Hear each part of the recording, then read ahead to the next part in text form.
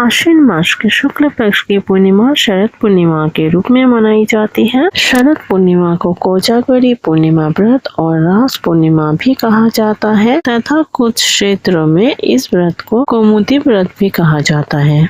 इस दिन स्नान दान के साथ साथ माँ लक्ष्मी और माँ अन्नपूर्णा की पूजा करने का विधान है। इसके अलावा विष्णु जी और चंद्रमा की भी पूजा की जाती है और व्रत कथा पढ़ी जाती है। धर्म ग्रंथों के अनुसार इसी दिन चंद्र अपने 16 कलाओं से परिपूर्ण होते हैं। इस दिन स्नान दान के साथ माँ लक्ष्मी और माँ अन्नपूर्णा की पूजा करने का विधान है। इस दिन पूजा के समय व्रत कथा पढ़ना जरूरी माना जाता है, वरना पूजा अधूरी मानी जाती है। आइए जानते हैं शरद पूर्णिमा और कोजागरी पूर्णिमा की व्रत कथा।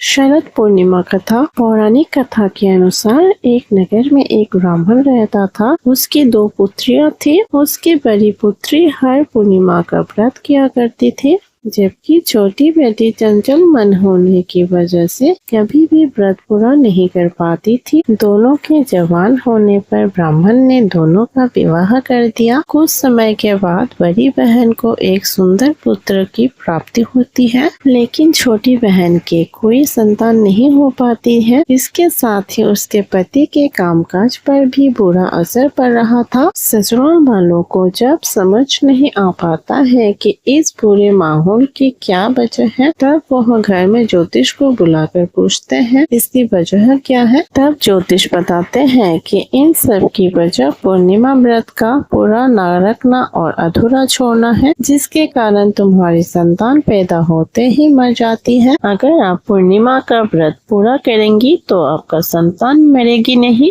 इस बात को छोटी बहन ने अच्छे से समझ लिया।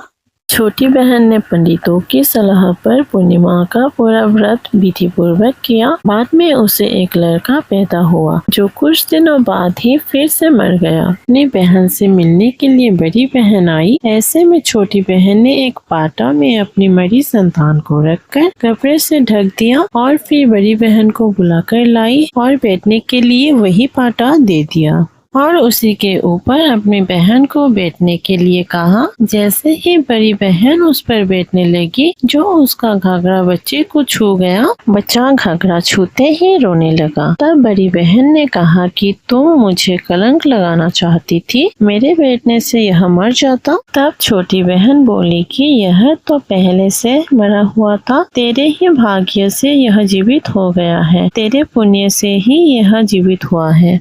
उसके बाद नगर में उसने पूर्णिमा का पूरा व्रत करने का बिठवा दिया और वह हर साल इस व्रत को विधिवत तरीके से पूरा करने लगी। ये थी शरद पूर्णिमा की व्रत कथा। आशा करती हूँ ये कथा आप सभी को अच्छी लगी होगी। ऐसे ही वीडियोस देखने के लिए चैनल को शेयर एंड सब्सक्राइब जरूर कीजिएगा। फिर मिलते हैं किसी और एक वीडियो पे। तब तक के लिए जय माता दी।